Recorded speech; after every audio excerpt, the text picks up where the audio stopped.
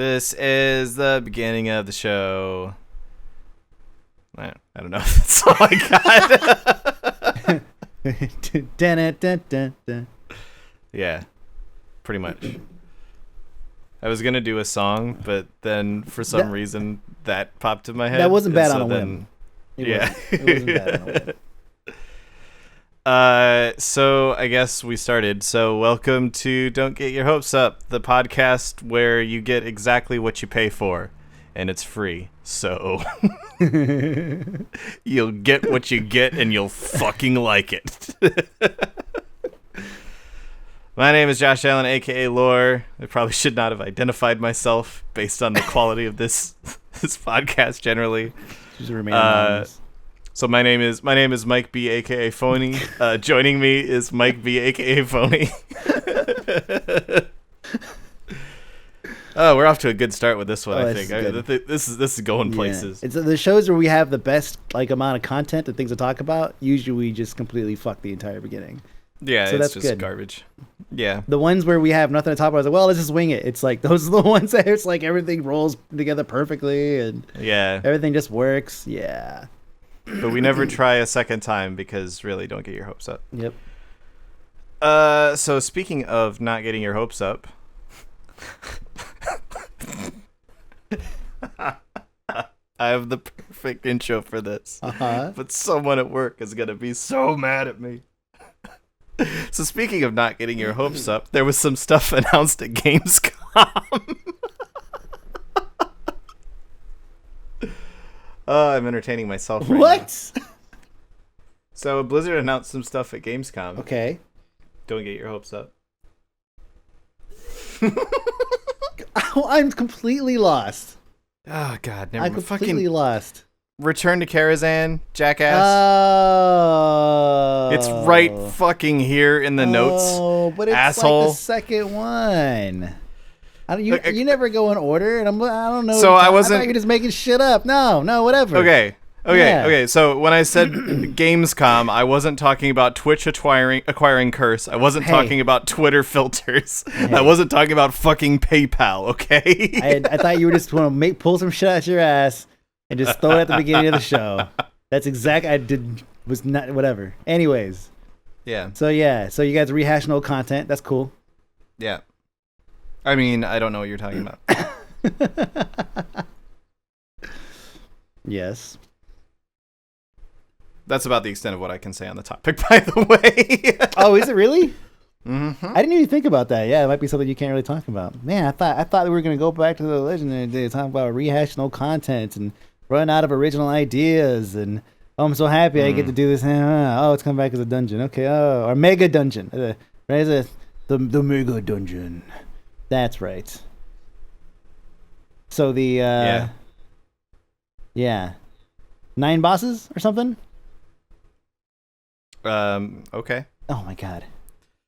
That's not is that literally public, isn't it? That's what I heard. Not from you, obviously. That's what I heard from everybody else. Whatever. Yeah. I don't so happy know I put what this in the info notes. is public. Yeah. So I put this in the notes. Well, there you go. So Karazhan. Don't know what we cannot talk about, or not me specifically, but you. Yeah, you can talk about what you want. This is one of those cases of I know too much. So yeah. I just can't really there's nothing for me to speculate about is the problem. Yeah. So I'm gonna do man, I sure hope that they've got some Karazhans in there. That'd be great. No, that makes sense. Yeah, MMO Champion has information if you want more info, I guess. Because we can't talk about it because even some of the stuff they have is probably data mined or something. Or not data mined, but probably through sources or whatever. Anyways, so you can't talk about shit. The show sucks. Move on. See, this is why I said don't get your hopes up. Now that makes sense. Yeah. So speaking of things that make sense, by which I mean speaking of things that came as a complete and total surprise, Twitch apparently acquired Curse. Because I know basically since they've been doing so well in the online broadcasting industry, it was only a matter of time before they broke into the lucrative World of Warcraft add-on distribution industry. I mean, there's a lot more to Curse than just that. Obviously, Yeah. like the Curse client and the Curse voice and all of that has been a big deal. And for interest of full disclosure, like my wife works there, so there's not much that I can say on this one. No, actually, there isn't much that I can say because I just don't know details. But just for so people are aware, I'm obviously going to be somewhat pleased with things. Another that thing are we around can't this. talk about. So happy. Yeah. Nice one, Yeah. Lore. So, by the way, I also work for Twitter and PayPal now, and That's it. The show's over. I also work for Audacity, so I need to stop recording. But no, seriously, we can't actually talk about Twitch Yes. acquiring course, Right. acquiring course. Yep. Because that is not a move I expected at all. Like, Amazon bought Twitch a while back. We knew that. Right. We were a little bit surprised by that. Twitch acquiring Curse, like, so to me this kind of says, and again I'm speculating here. To me, this kind of says Twitch is wanting to get into the being an overall brand sort of game and not just being a streaming site, right? Like to me, this seems like Twitch is saying, okay, we're doing streaming, we're doing streaming well, we're doing streaming the fucking best. Like they've got to be making a pretty good amount of money off of it, and there's only so much you can do with streaming at once. Like there's a point where you can't just continue throwing more developers and more people at online streaming, because like only one person can be working on a new feature at once, and you don't really want to be working on 12 new features at once because who knows how they'll play together and so on and so forth. Right. So Twitch picking up Curse to me kind of comes across as Twitch going, all right, we have this money that we should be putting into things that will increase our brand and increase our product. We got to use our money to make more money. So let's start to spread into things that aren't just online broadcasting. Is kind of where I see this headed. So, yeah, it's a surprise for sure. I wouldn't have sat here and thought, well, who would they go after next? I would think they were going to continue expanding into the non-gaming realm, right? But Twitch is big enough. Social eating, man. Social eating, I know, it's crazy. Next will be social sleeping or something, right? Watch me sleep. Or take a nap or something. Nap hour socializing. With Mike B. Yeah. So, go out to the bar. Use a mobile app to stream socializing. Yeah. Exactly. So Curse. So Curse has a number of different facets, right? A number of different verticals. They have their gaming websites, which is like Hearthstone, Gamepedia, Minecraft forums, obviously MMO Champion. And LOL Nexus, and a bunch of other sites. So they have a ton of sites. They were obviously the direct competitor to Zam while I was there. And they also have a gaming related MCN, YouTube NCM. So, yeah. Which actually has like Donkey. Donkey's part of Curse. And like probably like way more people than you'd think. Yeah. Like according to Social Blade, they're actually like the 12th or 11th largest on YouTube. So they're pretty big for an MCN. So that's like just straight money that they're making off anybody that they've signed.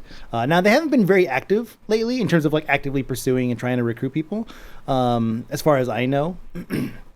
But still, that doesn't mean they don't have like a ton of people. And when you have people, names as big as Donkey, where every video he posts gets on the front page of Reddit as a minimum, then they're pulling in at least some money. And then they also have Curse Voice. That's the one that a lot of us are familiar with more recently. The least antiquated, I guess, of the group of verticals.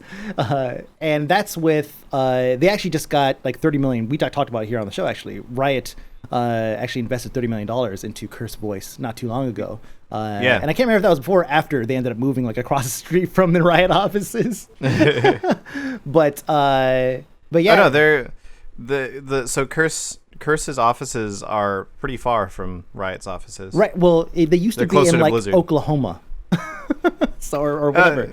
Like Curse used to be like entirety of Curse. Well, oh, I see what you're saying. Yeah, split. Curse. Yeah. Curse Voice has been in Irvine for like 2 years now. Yeah. So it's definitely prior to that. Right. So they that's tons of money that they threw into the Curse Voice. Curse Voice is getting obviously lots of attention and funding, and they have tons and tons of installs. And then now that they're talking about doing the switch of, I think they're going to be killing off the straight mod support app, and then it's just getting folded into the Voice. same client. Yeah, which has been the plan since the beginning. Yeah, they're just finally getting around to it. Which makes sense. It makes a lot of people angry because it's change, and a lot of people don't want to have Curse Voice. So that's a bunch of things that Twitch is getting. Like that's a lot of shit that Twitch is going to get now. So this could mean that first off, it's obviously increased revenue from the MCNs. So that's extra money for them.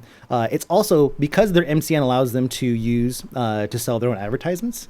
That's another advertising platform for Twitch. So Twitch is technically going to be selling ads on YouTube, which is going to be great. And also there's let's see. The voice side, that's going to be interesting. I have no idea how that's going to affect Discord.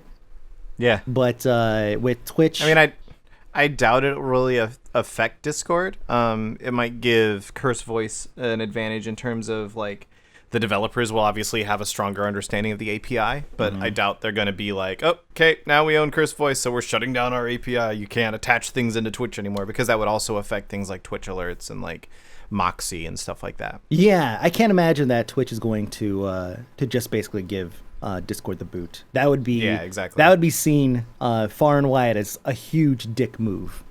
Yeah.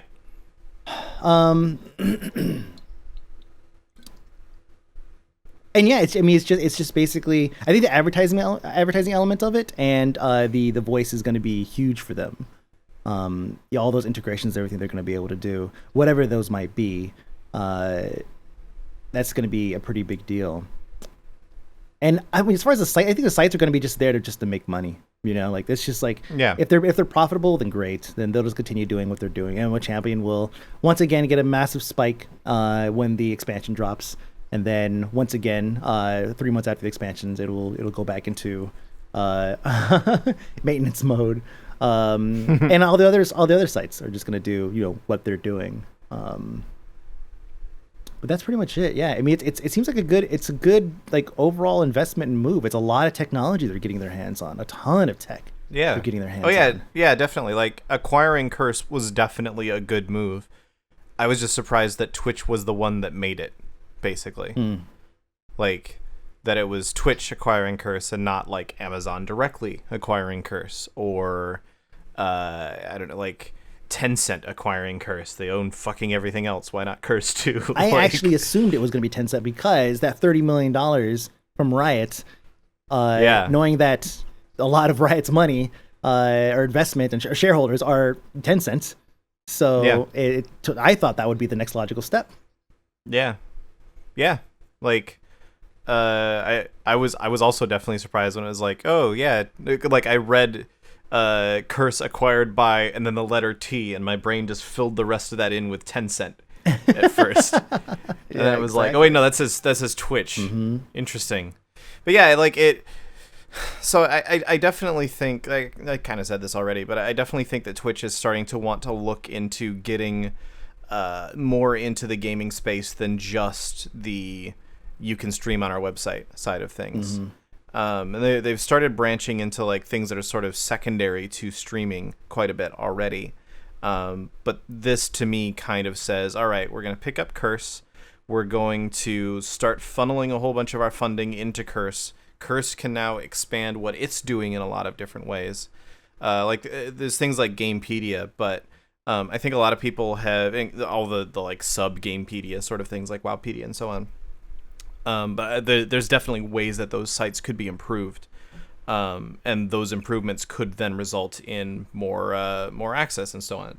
Excuse me, not access, more visits and so on. So, I think it's a good. I think it's good for everyone. Basically, it's good for Curse. It's good for Twitch. It's good for the end users. Maybe not great for Discord, just because Curse Voice is gonna kind of start to become a little bit more the default option. I think, but it kind of felt like it was heading in that direction anyway, with all the money that Curse was putting behind getting streamers to adopt it. Like people like Towley and so on, Bajira and them are all using Curse Voice now, and they've been pretty open that it was a sponsorship. They were paid for it. So, and that was a really, really smart move on Curse's side of things, because that's a great way to start getting an installed user base for stuff like that.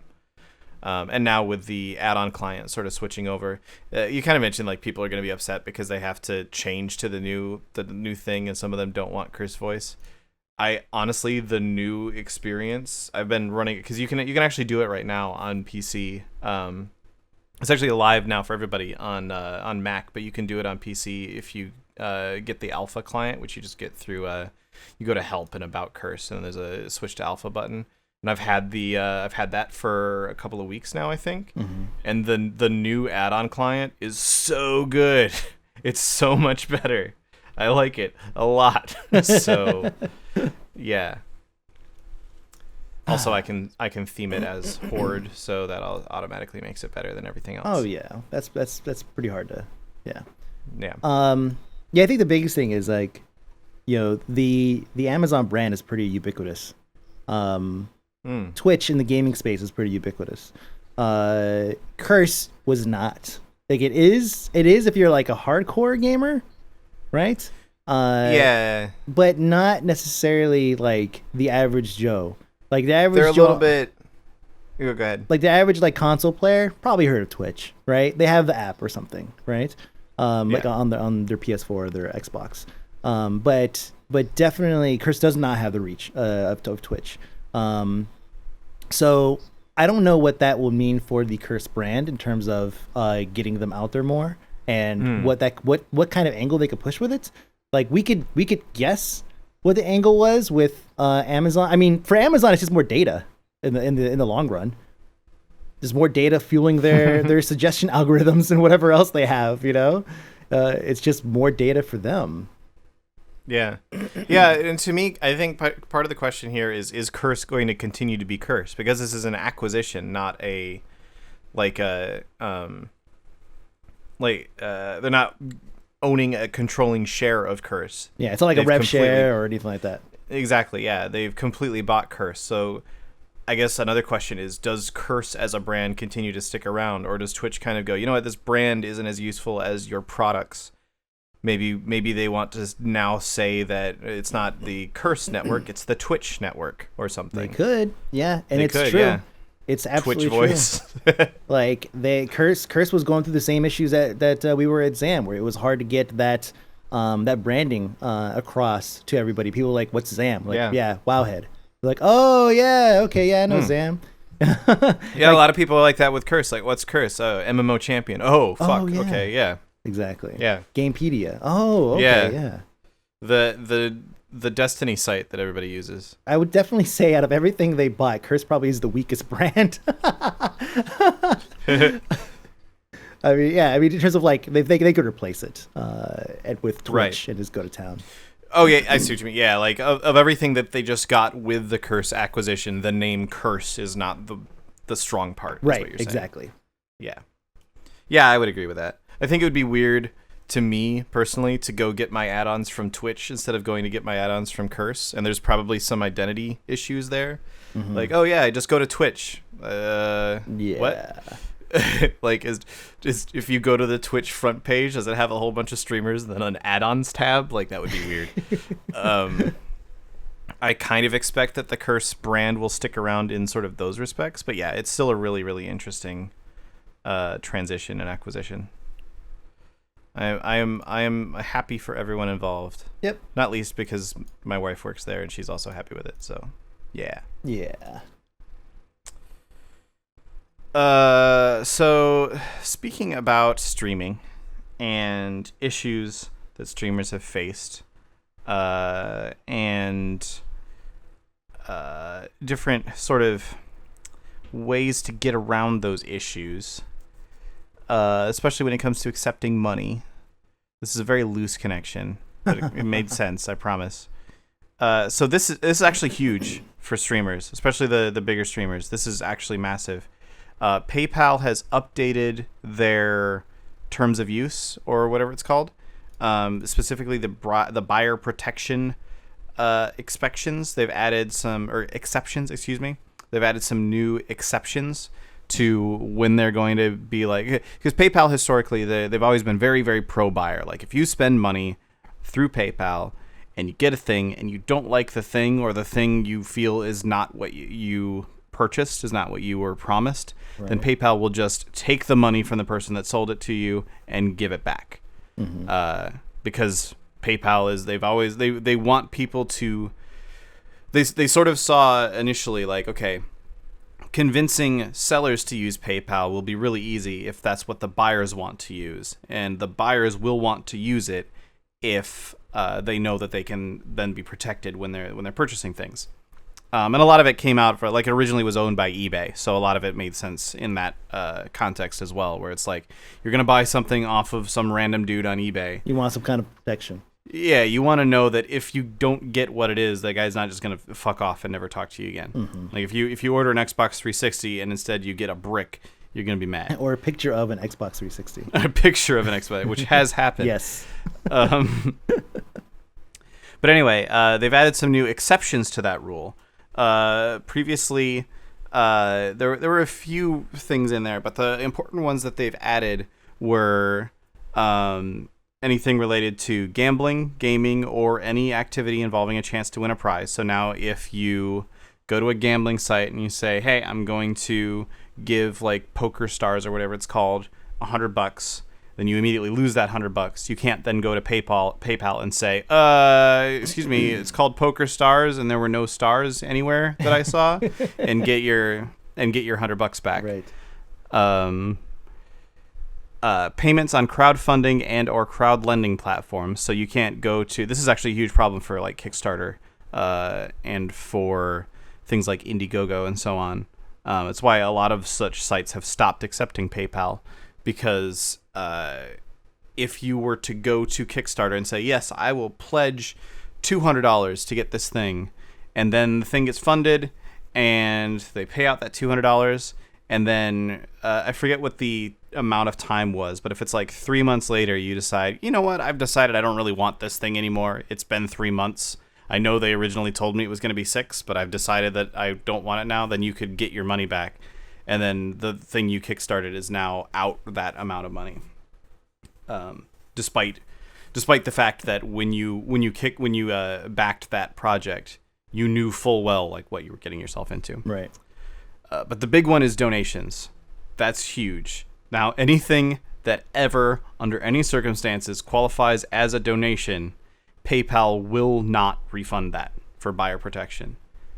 Now, it's important to point out that they mean actual donations to like a charity.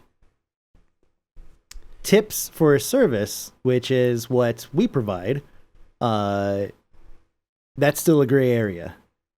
That's true, yeah. So even though, like, I don't know what mine says, but, you know, a lot of times you see the donate button or whatever, that doesn't necessarily mean that I'm a charity all of a sudden. So I'm not afforded the same protections that they're talking about. Yeah. There's a PvP Live article that came out this morning, and I read through it, and it reads like, yay, we get all these protections and everything. And then Pocket actually called them. I think everybody here knows Pocket. Pocket says on Twitter. So Pocket actually gave him a call, and I'm just going to read what, as soon as I find it. Here it is. She says, okay, so earlier I tweeted out about the PayPal amended policies. There's been a conflict in what they mean. Vague wording is vague. So I called a rep, talked to an extremely helpful supervisor named Alex, asked a million questions, and here I am. Any donation to somebody through PayPal is no longer covered under the buyer protection. This includes donations for profit as well as non-profit. And according to the rep, never actually was covered. They just added the wording finally. Also, it's not covered under the seller protections either. This is an important note. Now, where Twitch streamers and chargebacks come in, those aren't donations. Those are goods and services as labeled by Twitch alerts, or however you receive tips. Even if the donation is for a charity stream, they still don't count if they are going through PayPal. Therefore, these amended rules don't affect us in any way, technically. And she says technically probably because we remember the troll donation for 50,000 that PayPal denied, right? Yeah. So yeah, technically they're not supposed to, but I'm pretty sure on a case by case basis of 50K, they're probably going to go ahead and work with that individual. Yeah, definitely. So it's not an instant like this fixes the problem for streamers sort of thing at all, because like you say, PayPal doesn't actually consider those donations. In fact, in order for it to be considered a donation through PayPal, you actually have to give them a charity ID number. Yes, that's right. So if you're not a charity, don't have that number, this doesn't technically cover you. However, two important sub factors here. One is that, like you just said, with the 50K donation thing where the guy, he did actually end up having to pay that 50K because they said, no, this is fucked up. I don't remember if he actually had to pay it or if they just nullified the entire thing. I can find out real quick. Go ahead. Yeah, I don't remember exactly how that turned out now that I think about it. But regardless, okay, so in the situations where someone makes a troll donation, they've obviously done some stuff along those lines in the past. And this, to me, kind of means that maybe now it can be easier to convince a PayPal rep. Like, no, you shouldn't allow them to charge this back. They gave it to me as a donation. It's not technically following the letter of their document, but you never know with the rep that you get. Yeah. And B, I think, honestly, the more important thing that's going to happen as a result of this is a lot of the people that like to do troll donations, they don't listen to this show. They don't follow what's really going on. All they know right now is that PayPal no longer is going to allow them to get their money back if they troll a donation. They don't necessarily realize. Yep. Yeah, they don't necessarily realize that they'll figure it out eventually. But right now they don't necessarily realize that if I give my $5,000 to this guy, I can probably still get that back. And so I think that the amount of troll donations, at least in the short term, is probably going to drop off a little bit. Sure. And because now so many people are talking about it and PayPal is obviously being contacted about it, like people like Pocket are contacting PayPal directly. Yep. Obviously that's sort of happened before, but now it's in the news. It's getting circulated a little bit. I'm actually kind of hopeful that this will lead PayPal into giving a stronger, at least, path for a streamer to get themselves in that situation.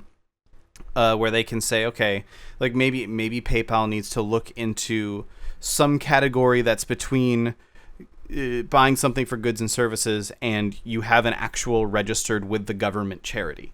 Right. So, yeah, like I could easily see them implementing some sort of like, this is a non-charity donation option.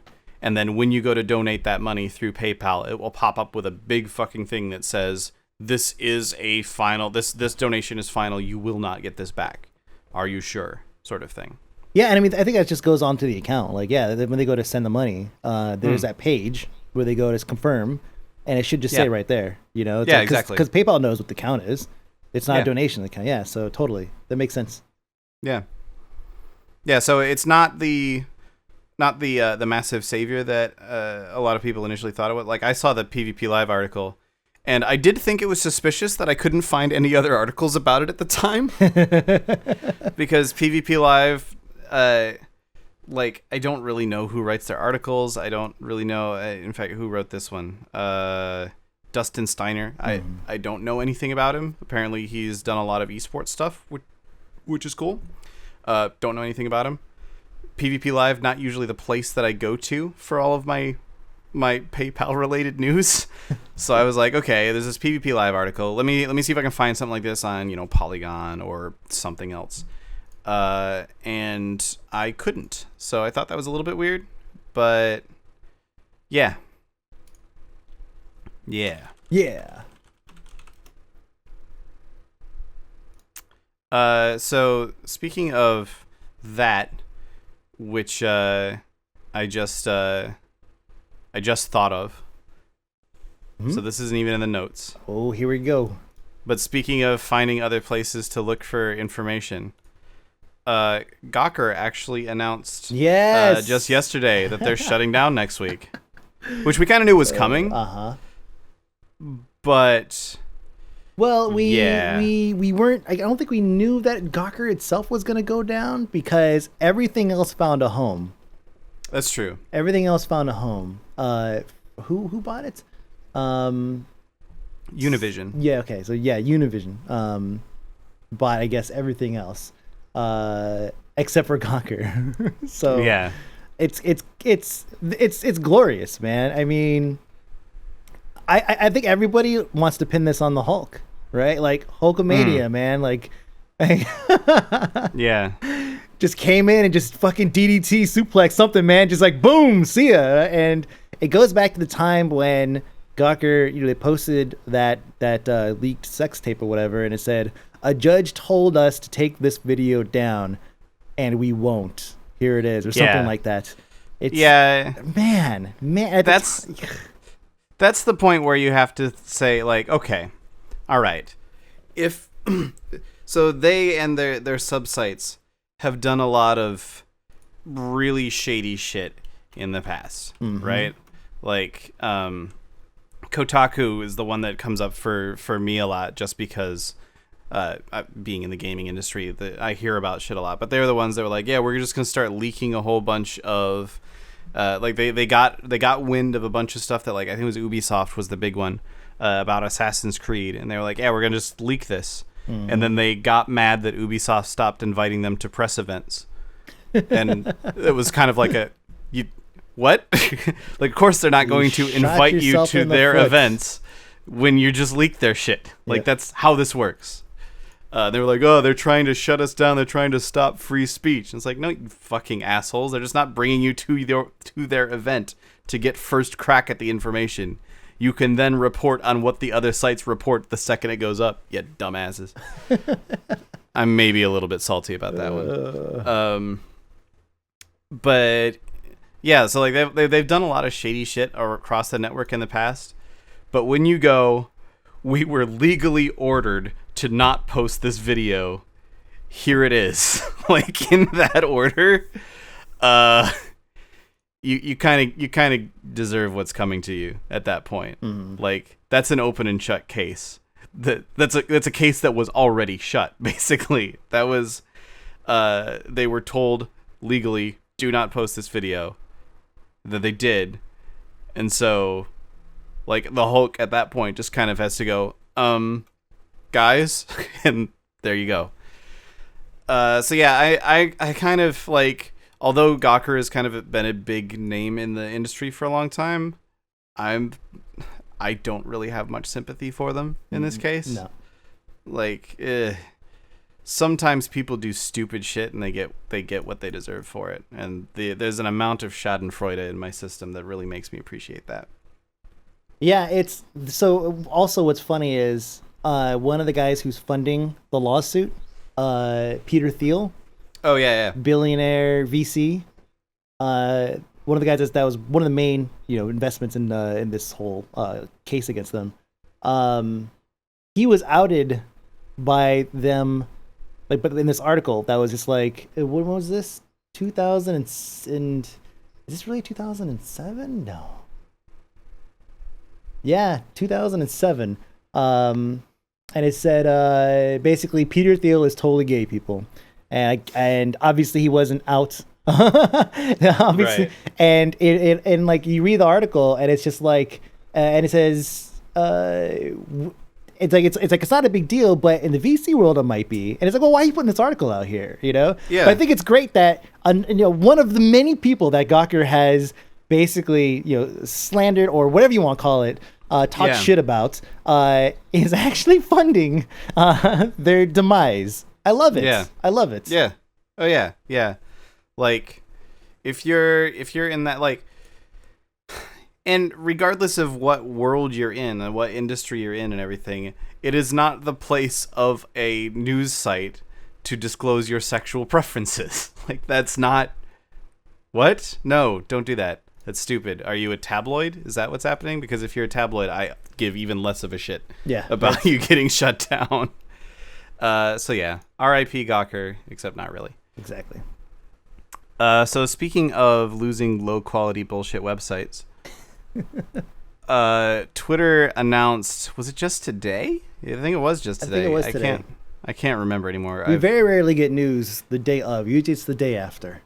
Yeah. We do the show. Yes, exactly.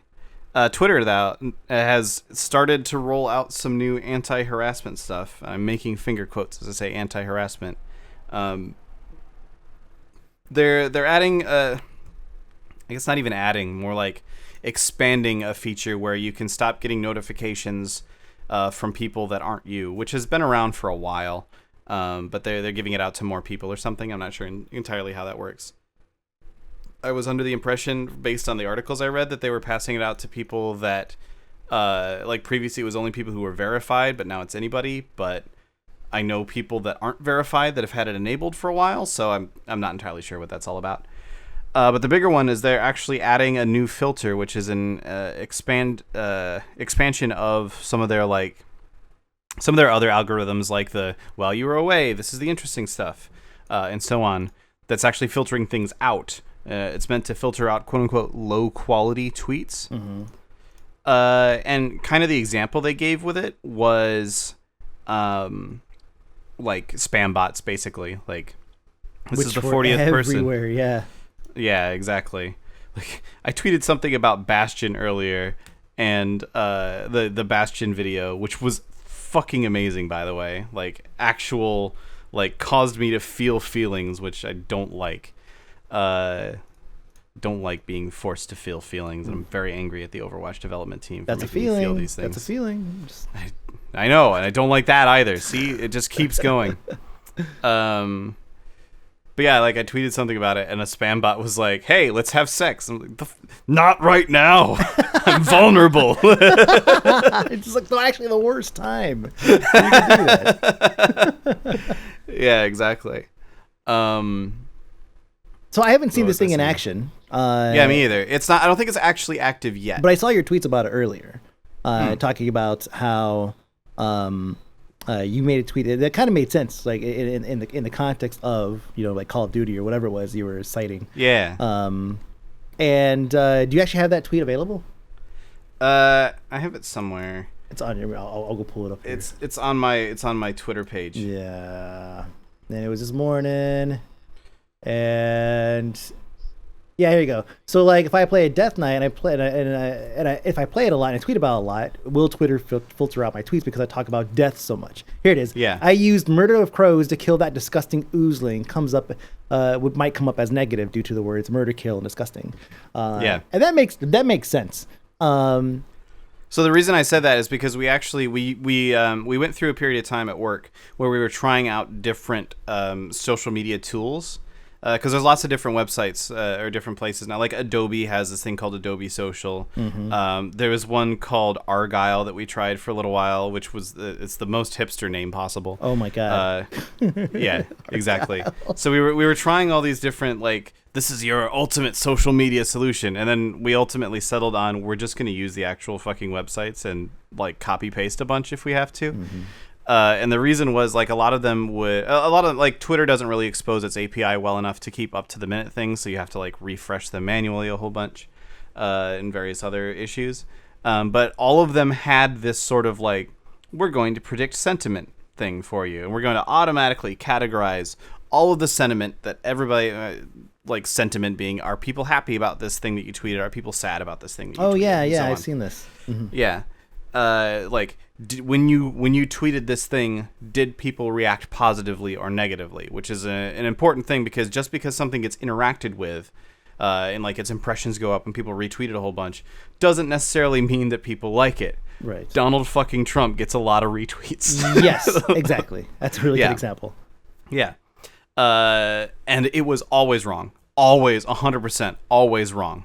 On the sentiment, like, I've seen far fewer accurate predictions of what someone's sentiment was in one of these tools than I have inaccurate predictions. And it's just because we're in the gaming space. So they do it based off of terms, and they figure if you're, if you're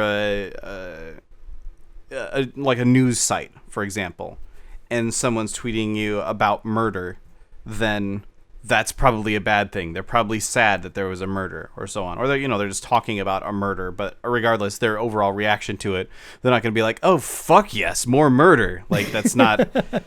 And if they do, they're a fucked up individual. Right. Whereas in something like WoW, like the examples I gave on Twitter earlier, is like, if I'm talking about my Death Knight, oh man, I love my Death Knight, then it'll just see that as love death, and it goes, whoa, what's wrong with you? And it's because context is a really, really hard thing for an algorithm to understand. It doesn't necessarily know, like, sure, all of your people that you're talking to on Twitter, like when I tweet something, it's like, man, this new Fire Mage is really great. I'm so glad that I can kill things so much faster now, and I really love, using my instant cast cooldowns to kill people. Like, people understand that what I mean is I'm playing World of Warcraft and I'm having a good time playing World of Warcraft. I'm gonna kill so many people when I get off work. Yeah, exactly. Yeah. Watch out in the battlegrounds when I get home, because I'm gonna fuck your shit up. And that's a positive sentiment towards the game. These algorithms look at that and go, this is a disturbed individual. This man is about to commit crimes. So that's why I'm a little bit worried about it for the gaming space, just because I feel like if Twitter isn't careful, what could happen as a result of this is a lot of gamers are now not having their tweets read by anybody, because people they go, oh, I don't want to see spam. I'm going to turn on the filter out. I don't want to see low quality tweets. Low quality sounds like bad. So I'm going to turn on the filter out low quality tweets option. And then people start tweeting about how they're playing Call of Duty and like, yeah, man, this new gun kills people so fast. Then the system will be like, wow, this is a psychopath who's talking about his new M4A1 that he just purchased, and he's going to go shoot up a whole bunch of people on like fucking DE school or something in Counter-Strike. And yeah, it's not an insurmountable problem. I think the algorithms should start taking into effect, like, does this person get blocked a lot? Does this person get muted a lot? If they do get muted a lot, like, once you've been muted by a whole bunch of people, maybe you should just automatically trigger the low-quality tweets. That's a tough one, too. It is. It's a real tough one. And real quick, just like I interject here, so, like, Will Wheaton has a block list that he says, subscribe to my block list. It'll add all these people to your Twitter block list. That way you don't have to deal with them, right? Yeah. Ashilia is on that list. Yeah. For reasons I can even begin to understand. Yeah. Right? But she's on the list. And so it's like, that example for me, it's like, it just shows me, it's like, oh God, like, basing it off of something, think people that are muted a lot, that seems completely unfair. I checked. I was like, God, if Ashilia is on this list, I might be on this list. I don't know what the fuck I could have possibly said. Yeah. But I might be on this list. And thankfully, I wasn't. I mean, I don't know if thankfully or whatever, but Will Wheaton might have blocked me. But still, it was just like completely bizarre that that's a thing, you know? Anyways, so go ahead. I don't remember. So talking about like how, I think the discussion is how do we get people to, how do we make a system that works to actually protect people that are being harassed online? Because there are people that are being harassed. I mean, we are all here on the fucking internet. We all know better. We know that it exists. We know there's people out there who don't have a filter and who think that they're fucking cool, hiding behind an egg, and they want to say something fucking edgy, right? It happens. Yeah. And you know, it happens to some people more than others. So it's one of those things that Twitter is not very good at managing. No, not at all. And sorry, go ahead. And this tool, I'm afraid that just like everything else that Twitter does, this might be one of those things that rolls out and maybe shows up for a couple people. There's an option to turn it off, but then all of a sudden it becomes the norm. It becomes the default. And it's like, and for them, they might look at it and say, hey, success. We've made it so that all these low quality tweets don't show up. Yay, everybody's happy. We've solved harassment. Yeah, and that might be it's like, no, that's not going to work. Yeah, exactly. Like it's definitely well within Twitter's wheelhouse to say I'm actually going to use Twitch as an example here. Like, Twitch had an article that came out a while ago where they were like, oh, you guys, seriously, there's so many ways to deal with harassment on Twitch. It's not even a problem. All you need to do is, and it listed things like, try banning the person. Try assigning a moderator. And it's like, okay, yeah, we've been doing that. The problem is it takes 10 seconds to make a new account on your website. And most people don't have the option to require like extra login information on top of that. Like I think it's actually Hearthstone's channel now, especially after they had all that fiasco with the racism in one of their tournaments a while back. Which just for the record, Blizzard is taking super seriously to the extent that now it's extra stuff. There's extra steps that I have to take for World of Warcraft developer Q&A broadcasts based on what happened in a Hearthstone esports broadcast. Wait, just what FYI. So there was a player who was black. Oh, and that's right. Chat was just chat did exactly what you would expect Twitch chat to do in that situation. And the fact that you would expect Twitch chat to do that in that situation, it illustrates the problem pretty much 100%. It does, totally. Yeah. Yeah, I remember. And so shortly, it was right around that time even, too. I think it was a little bit before this actually happened, but right around that time, Twitch had an article that went out that was like, hey, guys, why not try banning people? And then, like, I was reading that and going, oh, yeah, okay, sure. There's 30,000 people in this chat room right now. Let me just go ahead and ban the bad ones. Like, are you kidding me right now? I could sit there banning people for an entire 8-hour broadcast and get 10% of the actual bad shit that comes through. But like going back to Twitter, this is totally the sort of thing that I could see that sort of response to, where it's like, oh, you're being harassed on Twitter. Did you turn on filter out low quality tweets? It's like, no, I didn't, because my friends are gamers, and when they're talking about playing Don't Starve, I don't want you to see starve and think that they're being dicks. Like, yeah. Yeah, I have no idea how they're going to, solve the issue, but none of the ideas they come up with, where it's one of those things that's like, I don't know how you're going to fix it, but that's not going to work. Like, yeah. I can't suggest to you what else you could possibly do, because everything I could think of, there's a workaround for, or there's or it's not going to limit somebody who wants to do it anyways. Like, oh, make it the account IP based. It's like, well, everyone's gonna okay, so you just change your IP, or proxy or whatever. Like, there's always gonna be ways around all these things. So who knows what the fix is going to be? Yeah, I think for Twitter, the biggest problem that they face with Twitter is how far they embrace anonymity and how easy it is to make a new Twitter account. Like, they've apparently been trying to do some stuff like with phone numbers, but that only works if you actually choose to link your phone number to your Twitter account.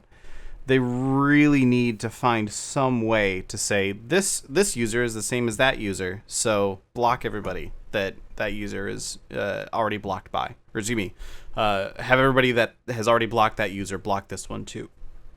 And some of it is just flaws with the way the internet works as well. But like Facebook, the way Facebook is set up, most people only have one Facebook account. And it is a lot more opt-in. You do have to actually follow people and then have them follow you back, and you can lock it down a lot more. But the end result of that sort of situation is that you end up where people don't really want to troll as much on Facebook, and having your real name attached to it as well is a big deal.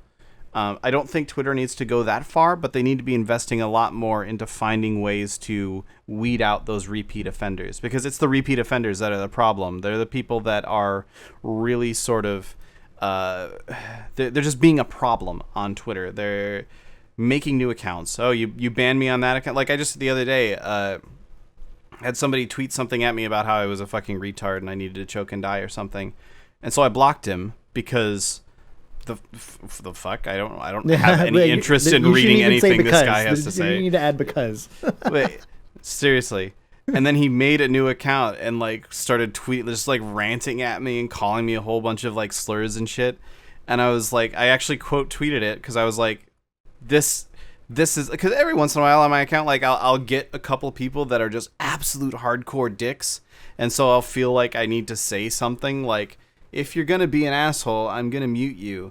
And then I'll have a couple people go, well, I wasn't being an asshole. I was just telling you what I think about this game. I'm like, no, you're fine. You're fine. Like, if you hate something in the game, that's fine. Just fucking tell me that you hate something in the game. Oh, sorry. Well, fortunately, I still recorded it. Am I still here? Hello? Dominoes? Doo-doo-doo. Beep, boop. Okay. Hello? Yeah, sorry. You broke up like crazy for a moment there. Yeah, my internet's been occasionally just fucking off lately. I don't really know why. All right. Well, you sound like garbage, but I think I got the point. So yeah, the guy said I wasn't being a dick. I was just. Yeah. Like I'll say something about how if you're gonna be an asshole, if you're just here to make me have a bad day, I'm just gonna mute you, and people will think that I'm talking about them when in actuality I'm talking about the guy who called me a faggot like 50 times in a row. Right. Like that's sort of the point where I'm like, okay, this is the problem person. And so I quote retweeted it because I was like, hey, this is the issue. Oh, Jesus Christ, really? Wow. I'm hearing you just fine. Are you not hearing me at all? Dominoes? Hello? Hello? Hello? Hey. Can you hear me now? It sounds like Skype's real-time, low-quality discussion filter has kicked in. Oh, good. Yeah, my internet is being garbage at the moment. I need to call Cox. Is your internet just being a shit right now? Yeah, it's just like I got disconnected from my stream went down. Oh, and apparently now I dropped a whole bunch of frames again. So I'm probably am I still there? You're still here, yeah. Okay, good. Sounds like your internet's is gonna go ahead and call it then. It just does this. It'll stop now. It's had its little fit. But yeah, my internet has been garbage lately. What was I saying? It doesn't matter. But yeah, sometimes people are dicks on Twitter, and so finding those people that make new accounts and preempting that somehow, I think that really needs to be Twitter's focus. And there'll always be ways to get around it. Like you can track by IP address, you can track by device ID, you can track by fucking the color of their teeth. I don't know, but like there'll always be ways that you can spoof it. But doing something for it, like, will at least reduce it by some amount. Like if you say, okay, this person was on this account, they got blocked by this person, they made this new account from the same like IP address. This has all happened in the span of 5 minutes, so we're pretty sure it's not somebody that got disconnected and someone else picked up their IP address. And then they tweeted at the same person again. Okay, let's go ahead and block that tweet. Right. Yeah, yeah. There's got to be there are ways to do this. Yeah. Absolutely. So yeah, Twitter apparently trying, which is nice. I just hope that they're the try that they've done here, they aren't gonna be like, all right, done. Yes, exactly. You cannot rest your laurels on this. There's always other ways. Yeah. So, if my internet will cooperate. Yes, it is. Excellent. Excellent. You got something coming up? I do? Yeah. Don't you? No. Wait, first, hold on. Hold on a second. Calm down. Oh shit. Can I tell you? Wait, what? Are you still here? Okay. Can I tell you that I am the most unluckiest person you've ever known? Like, I mean, not really, but just being facetious a little bit, but I mean, kind of. So I know a guy that got bit by a rattlesnake and then like a week later found out he had testicular cancer. Okay, yeah, that's okay. Sure, maybe. Okay, so I'm definitely pretty low on the totem pole there, but I have had some relatively poor luck with my health in here in 2016. You did have that heart thing or whatever it was. I had pericarditis. That was back in April. Usually, so before I had a kid, I would get sick like once a year, maybe, right? And it's because my surroundings didn't really change. I rode BART every day, but it still wasn't like, it was the same like shitty people on BART every day. So we never really, nothing ever happened. I felt like I never got sick. But then once the kid went to daycare, then I started getting sick like a lot, especially the initials. Like when he first went to daycare, it was like all of a sudden, it was like when you get all your vaccinations and shit before you go out of town or go out of the country or something. It's like they give you everything at once. And so you basically get bombarded with every fucking weird like flu and sickness you could possibly think of in like a 2-month period. And then things start to calm down, right? Now you've caught everything that all the other kids at school have. Now you're good. And so everything's been chill. Like for the past couple of years, it's like I don't get sick. You know, occasionally I'll get like a 24-hour bug because my dad feel like shit, go to bed, wake up, I'm fine. But you know, I might get, you know, pretty sick maybe twice a year now, maybe 3 times. But usually those are just like regular get sick, you know, feel like crap and then whatever. Earlier this year I had pericarditis, right? That was just, you know, a virus infects the sac that holds your heart. Every movement you make sucks, you know, like hurts, like painful for like a week. Yeah, that one really, really sucked. Couldn't breathe, couldn't do anything. Felt like a heart attack for like 7 days straight. And then this week, I had fucking pneumonia. Jesus Christ. Like it just you know, came out of nowhere. Like I had fucking pneumonia, and like it was not quite as intense a pain as pericarditis, but it would fucking hurt, man. And it was like the upper part of like my lungs, like just the very like top almost, kind of like right underneath my sternum. And just I couldn't do anything, man, for like 2 days, 3 days, and I'm like, what the fuck's happening to me? I'm getting like all the big shit, like all the not even like stuff I wouldn't even think of if I were to sit there and think, yeah, man, what like, you know, 3 times a year I have to get really sick. What are they gonna be? I'd be like, I don't know, pneumonia, maybe food poisoning, not, you know, pericarditis and whatever. So anyways, I had shit luck, man. Like just in that. I don't know. I mean, the year's not over, so I guess there's more to come. Yeah. But man. Yeah, look forward to your amputations. Oh God, I know. Well, at least if you end up paralyzed, they may have found a cure for being paralyzed. Oh man. That's right. Oh, this is go ahead with what the story is, because it's super interesting. This story is that was a great transition, crazy. By the way. Thank you. Yeah. I thought it was pretty good. Mm-hmm. So this it's actually fucking crazy. So, apparently, and I'm gonna preface this with all of this information is coming from a video that a group was sharing around on Facebook. And that I couldn't find an article about it. And I'm only saying that because the same thing happened with the PvP Live article a little bit ago. But it's like the company seemed fairly legit. The people that were posting about it seemed fairly legit. So I believe it. Okay? Sure.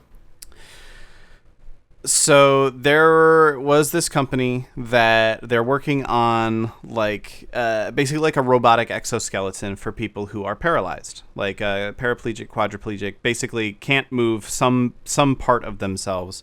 The video is mostly focusing on the legs, and the idea of, okay, we're going to use VR to train people's brains into firing the correct signals to walk with this like robotic exoskeleton. And the idea of using your brain to control a robot is something that we've seen a lot over the past, or to control a program in some effect, is something we've seen a lot in the past. There was actually a TED Talk I watched about it a while ago, like I want to say like 4 years ago, I watched this TED Talk. And it's basically going through the process of what you do is you put this thing on their head that monitors their brainwaves, so that then you say to them, okay, perform this action. Think about performing this action. And so you think about, okay, I'm going to imagine my leg moving forward. It registers then what that looks like for your brain. And then it uses that to say, okay, next time this set of neurons fires off in your brain, we know that means move this leg. So then they get the person in their little robot exoskeleton. They put a little VR headset on them so that they could say, okay, we're going to show you some VR of your legs moving. It was an Oculus they were using. We're going to show you some VR of your legs moving. And we want to see, the reason we're doing this is because we want to fire off those neurons in your brain again that say, this is what my brain thinks legs moving is like. And then they were recording that so that then they could say, okay, now you can think about that, and that will cause the legs of this robot to move. Essentially, is the sort of TLDR of it. Right. What's absolutely fucking crazy about this is that they found out after they were going through that initial process of, we're going to show you some VR of your legs moving, to get your brain to fire fire off the processes that make your legs move, their actual legs started moving. Yeah. These people are paralyzed. They had like severed spinal cords and shit. Like, that's broken. That doesn't heal. Except apparently it heals enough that if you can then retrain the brain into letting it work again, it starts to actually kind of work.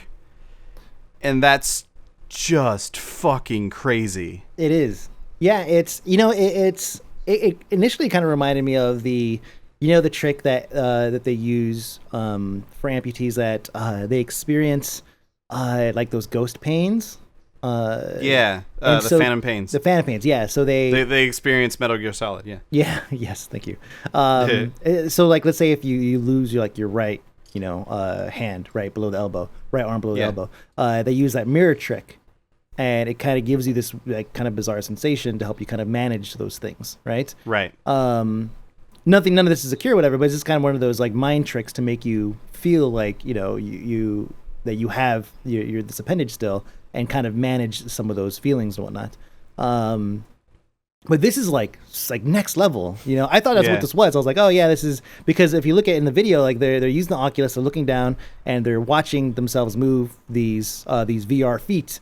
And if you've used an Oculus or any VR headset, well, I mean, not any, actually, some of them are shit. But if you use a good VR headset, some of the experiences are extremely immersive, where you do feel like you're in this environment. Where if I had like the hand controls, and some people say that with like the Vive, they have the hand controls where everything is like 1-to-1. If I want to reach for something, I know it's right here. If I could throw something and catch it, and if you think about it, I'm throwing something and catching it. I cannot always do that when my eyes are open and I'm looking at what it is that I'm catching. And they're doing it in a VR space where their eyes are literally fucking covered. And so that just shows you that level of immersion is there. Your brain is fooled into thinking that that's something that's happening. Yeah, like the first time the closest thing to it, because I still haven't been able to play around with like an Oculus or a Vive or anything. I'm probably gonna buy a PlayStation VR in a couple of months, and that'll be like my first real VR experience. But Liv has I got her a Gear VR for Christmas. And she was like, yeah, it's really cool, check it out. And she downloaded this game, it's called Gunjack. It's like an Eve spinoff sort of thing. And when you start that game, you basically you're just a turret controller, and so you look around and you shoot at things. It's a really, really basic game. But the sort of startup for it is that you see, like, you're sitting in this turret and it's like going up this sort of elevator, and then it's like, all right, time to initialize the turret, and you see like, quote unquote, your arms moving and pushing buttons and stuff. And when that happened, my brain immediately went, what the fuck are my arms doing? Why are my arms moving without me telling them to? Like, my whole head just went, what? And so like you really do get that sort of, and I can imagine, especially in games where in setups where you don't have the Vive, where you don't have those hand controls. Like, I can imagine if it puts you in that full-on first-person situation and you look around and you see, like, oh, my arm is just over here flopping around. I'm going to open this door, and you see a hand reach out and open the door, and it's not yours. Like, that's, like, really, really crazy. Yeah. So it definitely does sort of fire off these weird extra impulses in your brain. And the craziest thing about this wasn't what they were trying to do. Like I said, they were trying to build this robot exoskeleton so that people could use it would be like a new way to train people into having these sort of like artificial extra limbs that would help them walk. And just as part of going through that, they accidentally cured paralysis. Like, well, I mean, yeah, I don't want to say cured. They can move a little bit. Yeah. But they, like, some of them are starting to be able to feel from those regions again. Like, it's crazy, man. Yeah. Fucking VR. The bowel and bladder control. That's a huge thing. They kind of talk about it later on. But it's that's something that I think a lot of people like don't think of, like when you're paralyzed. Like I mean, when you're paralyzed, sure, you probably think of that a lot. But when you're not paralyzed, you think of somebody who is, paralyzed from the waist down. You don't necessarily think about, like the first thing that pops in your head is not, how do they use the restroom? They probably, in some cases, they don't have control over that. And so they have to be hooked up somehow. And that's something that I can't imagine. What that must feel like, just mentally to have to, deal with that on a day-to-day basis. So it's like, if at a minimum, you're able to restore. I mean, they may never walk again, but if they could control when and where they shit and piss, that's fucking amazing. Like, that will be something huge. That would be huge, super huge for them. Yeah, like imagine if you were out somewhere, like you're just gonna go out with friends. Like, say you're especially if you're you're not a quadriplegic. It's only your legs and lower torso area, like it's your lower spine that was broken. And so you're still like perfectly capable of using a wheelchair, perfectly capable of moving around. You can go out to the bar, you can have some drinks with friends, except that you might just shit yourself in the middle of it, and you won't know that it's even happening because you can't feel it. Yeah. And you have no control over that. Like you're not gonna want to go out with friends. Either that, or you're gonna have to be willing to say, "Hey guys, sorry, I think I just shit myself. I smell something bad. Can one of you help me go to the bathroom?" Like, that is that I cannot even imagine how awful that must feel in that situation. So if all this can do is give people a little bit of extra feeling and a little bit of extra control in that area to where they can say and safely go out in public, like, that's insane, man. Yeah. That's so awesome. It's exciting. It's like, it's super exciting. And it's funny, like, we don't see too many, there's not a lot of sources on this just yet. The only thing I've seen so far is just the video. And I mean, it looks legit. But I'm hoping that there's going to be more. It could be one of those things that's it's just budding. It's just something that's just started happening. They need to look into it some more. Yeah. Little podcasts like us might talk about it. Yeah, exactly. Like, I kind of got the impression that was kind of why this video existed, because it was one of those, like, you guys, I think we're onto something. Please know that this is happening so that we can get more funding to look into this or something. Yep. Yeah. But yeah, crazy. VR, man. Solving all of our problems. Yeah. Pretty soon I won't have to actually go places either. You already don't have to. Amazon now, baby. That's true. Well, fine. I think that's it. Yeah, I think that's pretty much it. All right. Oh, no, not 100%. Next week, I will not be here. Oh, okay. For the show. So hopefully everything fucking happens next week. Yeah. Week after next, I may not be here because we'll have just launched an expansion. Yeah. Which I will miss. I'm super excited about that. But yeah, going to family reunion, and then taking the fam to Disneyland, and Brandon Wolf is going to be there. I don't know if you know him, but he's yeah.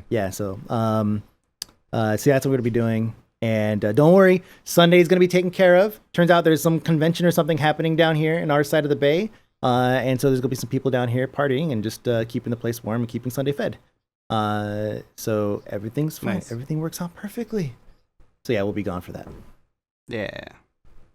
Yeah, it's speaking of conventions, it's gonna be a crazy few weeks here, because I'm gonna have Legion launching, obviously, the night of the 29th / the morning of the 30th, which is exciting because I've been signed up for the 11. I've been signed up for the we need people in the office that can write things. How about you be here when the expansion launches, and then for the next 7 hours? Yeah. Oh man. So I'm gonna be pulling the graveyard shift for that one, which is cool. Like I'm actually pretty excited that I'm being trusted with that, because it's like the expansion's launching, and if anything goes wrong, I'm gonna be the one writing everything that explains what's going on, and everybody's gonna be reading. It's pretty cool. That's gonna be fun. Yeah. I'm hoping that I don't have to write anything, because that means everything's going swimmingly. Yeah. Everybody's logging in and just playing the video game. Can't wait for the next NPC that is critical to everybody's. Oh yeah, the next Master Surveyor. Yeah. That'll be good. Oh man, it's gonna happen. Every expansion, there is a Master Surveyor type incident that occurs. You think you think you got them all, but there's one that you forgot to flag. So don't crowd. So this time around, we actually I say we like the engineers, the server teams, everybody. They did some really smart stuff.